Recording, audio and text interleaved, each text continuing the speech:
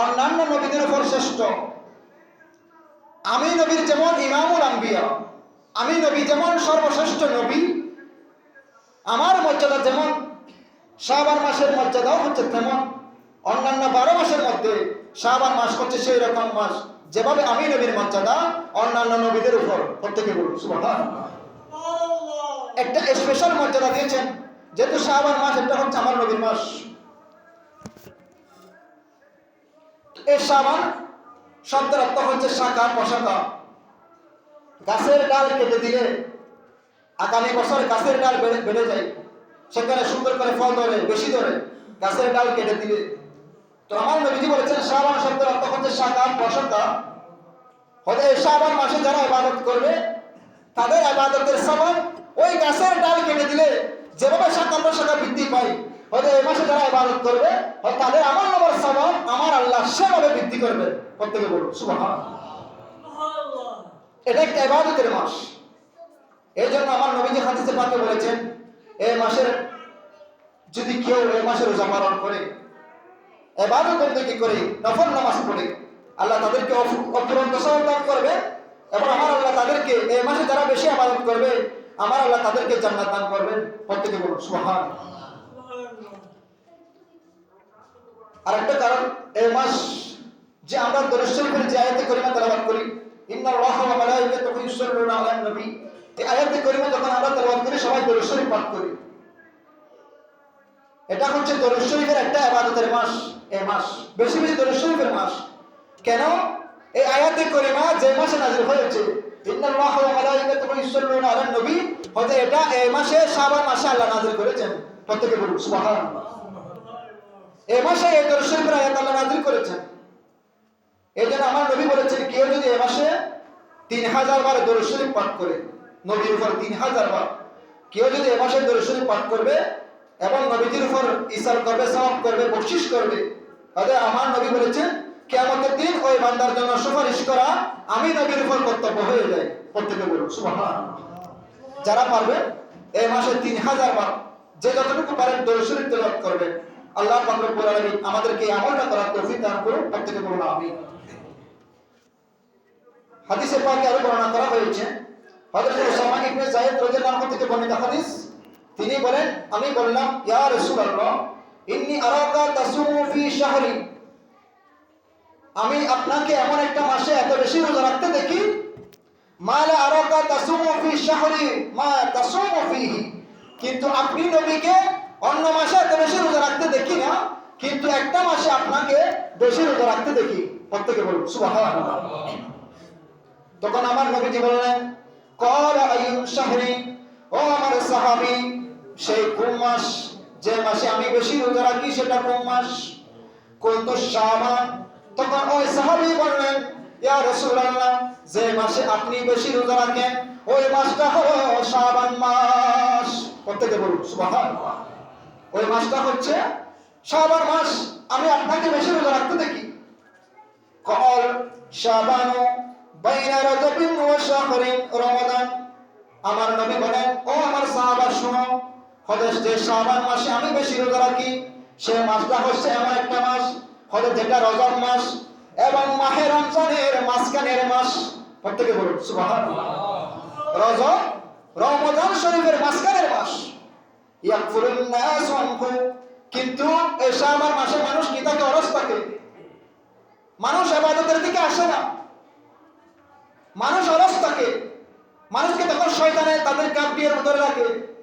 এজন্য জুমার দিন আজান দিলেও আমাদের মসজিদের দিকে শুনে আসার মন শুরু হয় না, কারণ আমরা শয়তানের ফাঁদে পায়াত হয়ে গেছি। তো আল্লাহ রাখতেছে মসজিদে আর আমরা সেদিক সেদিক ঘুরানো। এজন্য আমার নবী বলতেছেন, ইয়াকফুরুন নাস, মানুষ অলস থাকে, মানুষের খবর থাকে না শাবান মাস এটা, অথচ এটা রমজান এবং রজব শরীফের মাঝখানের মাস। কত দামি মাস, আমি নবীর মাস, অথচ আমার মাসকে সম্মান করা মানে আমি নবীকে সম্মান করা। প্রত্যেকে বলুন সুবহানাল্লাহ। তুরফাউ ফীহি আমালুল ইবাদা, এই মাসে বান্দার আমলনামা আল্লাহর দরবারে পেশ করা হয়। এই মাসে নিয়ে যায় বান্দার আমলনামা। ফাউহিব্বু আল্লা ইরফা আমালু ইল্লা ওয়া আনা সাইমুন, যখন ফেরেশতারা যখন এই মাসে বান্দার আমলনামা আল্লাহর দরবারে নিয়ে যাবে, তখন আমার নামের পাশে যাতে লেখা থাকে আমি রোজাদার, ওয়ানা সাইমুন, আমি যে রোজাদার এই নামের পাশে যাতে রোজাদার লেখা থাকে, সেই জন্য আমি শাবান মাসে বেশি রোজা রাখি। প্রত্যেকে বলুন সুবহানাল্লাহ। আমার নামের পাশে যাতে রোজাদার যে এটা লেখা থাকে, সেই জন্য আমি রাসূল শাবান মাসে বেশি বেশি রোজা রাখি, কারণ এই মাসে বান্দার আমলনামা আল্লাহর দরবারের মধ্যে পেশ করা হয়। প্রত্যেকে বলুন সুবহানাল্লাহ। আবার আরেকটা হাদিস আছে, সোমবার এবং বৃহস্পতিবার বান্দার আমলনামা আল্লাহর দরবারে পেশ করা হয়, সোমবার এবং বৃহস্পতিবার। এই জন্য যারা পারেন অনেকেই সোমবারে রোজা রাখেন, কারণ সোমবারে আমার নবীজির জন্ম, নবীজি রোজা রেখেছেন সোমবারে। এই জন্য যারা অনেকে আছে সোমবার রোজা রাখে, বৃহস্পতিবার রোজা রাখে, কারণ ওই দিন বান্দার আমার নাম আল্লাহর দরবারে পেশ করা হয়, এই জন্য আমার নামের পাশে রোজাদার লেখা থাকে। এই জন্য যারা পারেন সোমবার এবং বৃহস্পতিবার রোজা রাখার চেষ্টা করবেন। প্রত্যেকে বলুন আমিন। আরেকদিন উম্মুল মুমিনিন মা আয়েশা সিদ্দিকা রাদিয়াল্লাহু তাআলা আনহা নবীজিকে বলেন, ইয়া রাসূলুল্লাহ সাল্লাল্লাহু আলাইহি ওয়াসাল্লাম, শাবান মাসে আপনি এত বেশি রোজা রাখেন। তো আমি বললাম, ইয়া রাসূলুল্লাহ আপনি এত বেশি রোজা রাখেন, অন্য মাসে আপনাকে এত বেশি রোজা রাখতে দেখি না। তখন আমার নবীজি উম্মুল মুমিনিন মা আয়েশা সিদ্দিকাকে বললেন, ইন্না হাযা আশ-শাহরা ইখতামু ফীহি লি মালাকিল মাউত, কারণ হে উম্মুল মুমিনিন মা আয়েশা শুনো, আমি এই মাসে এত বেশি রোজা রাখি কেন জানো? কারণ এই মাসে কারা মৃত্যুবরণ করবে তাদের লিস্টি মালাকুল মউতকে দেওয়া হয়, তাদের লিস্টি মালাকুল মউতকে দেওয়া হয়। মা ইয়াহমিদু ফাআনা লাহু হিব্বু আন ইউসাহা ইসমি, যাতে ওই মালাকুল মউত যদি ওই লিস্টির মধ্যে আমার নাম লিখে ফেলে, যাতে আমার নামের পাশে যাতে রোজাদার লেখা থাকে, ফলে সেই জন্য আমি শাবান মাসে বেশি রোজা রাখি। প্রত্যেকে বলুন সুবহানাল্লাহ। শাবান মাসের অনেকগুলো আমল রয়েছে, বিশেষ করে শাবান মাসের বৃহস্পতিবার দিবাগত রাত 4 রাকাত নফল নামাজ আদায় করবেন। বৃহস্পতিবার দিবাগত রাতে প্রতি রাকাতে সূরা ফাতিহার পর সূরা ইখলাস শরীফ 30 বার, সূরা ফাতিহার পরে 30 বার করে প্রতি রাকাতে হবে। এইভাবে 4 রাকাত যে ব্যক্তি এই নামাজ আদায় করবে, আমার আল্লাহ তাকে একটি হজ একটি উমরার সওয়াব তার আমলনামায় দান করবেন। প্রত্যেকে বলুন সুবহানাল্লাহ। যারা পারে বৃহস্পতিবার দিবাগত রাত 4 রাকাত নফল নামাজ সূরা ফাতিহার সাথে 30 বার কুল হুয়াল্লাহু শরীফ, যেটা আমরা সূরা ইখলাস শরীফ পড়ি, এটা আদায় দিয়ে 4 রাকাত নফল নামাজ আদায় করবেন, আল্লাহ আপনাকে একটু হজ একটু উমরা সওয়াব দান করবেন। আল্লাহ আমাদেরকে আমল করার তৌফিক দান করুন। প্রত্যেকে বলুন আমিন। এভাবে শাবান শরীফের অনেকগুলো বর্ণনা রয়েছে, যেহেতু ইবাদতের মাস, এগুলো আমার নবীর পক্ষ থেকে স্পেশাল অফার, যেহেতু নবীর মাস তো অফার চলবে না, অফার চলবে। এর জন্য নবীজি ইবাদতের অফারগুলো দিয়ে দিয়েছেন। হাদিসে পাকে আপনি দেখবেন যেখানে 12 মাসের আমল অনেকগুলো কিতাব রয়েছে, সেই কিতাবের মধ্যে ফাজাইলুল আকাদ কিতাবের মধ্যে এভাবে আমলগুলো রয়েছে কোন মাসে কোন ইবাদত। তো শাবান মাসের অন্যতম একটা ইবাদত, এই আমলগুলো আল্লাহ আমাদেরকে আমল করার তৌফিক দান করুন। প্রত্যেকে বলবো আমিন। এবং আগামীকাল 10 মাহ বসুরাত মাহমুদুল্লাহ বারকাতারি উরুস মুবারক, আগামীকাল আপনারা যারা পারেন ওনার যে মাজারে গিয়ে জিয়ারত করবেন, ওনার ফয়দার বরকত হাসিল করবেন। কারণ আল্লাহর ওলিদের যেখানে উরুস হয় যে দিন, ওই দিন আল্লাহর একটা স্পেশাল রহমত ওই জায়গার মধ্যে নাযিল হয়। যাবেন যারা পারেন জিয়ারত করে আসবেন। আল্লাহ রব্বুল আলামিন বসুরাত বারকাতারি ফয়দার বরকত আল্লাহ আমাদেরকে দান করুন। প্রত্যেকে বলুন আমিন। এবং আমরা নামাজ শেষে ওনার ফাতিহা আদায় করব একদম শেষে। আর এই মাসের 1 তারিখ শাবান মাসের 1 তারিখ আমাদের মাযহাবের ইমাম আযম আবু হানিফা রাহমাতুল্লাহ আলাইহি, উনি এই মাসে শাবান মাসের 1 তারিখ দুনিয়া থেকে ইন্তেকাল করেছেন, ফরদা করেছেন। প্রত্যেকে বলুন ইন্না লিল্লাহি ওয়া ইন্না ইলাইহি রাজিউন। তো ইমাম আযম আবু হানিফা রাহমাতুল্লাহর জীবনী আমরা অনেকবার আলোচনা করেছি, যার ব্যাপারে ইমাম আযম আবু হানিফা রাহমাতুল্লাহ আলাইহি সম্পর্কে আমার নবীজি সুসংবাদ দিয়েছেন। একটু দরুদ শরীফ পড়ুন। সালাতু ইয়া রাসূল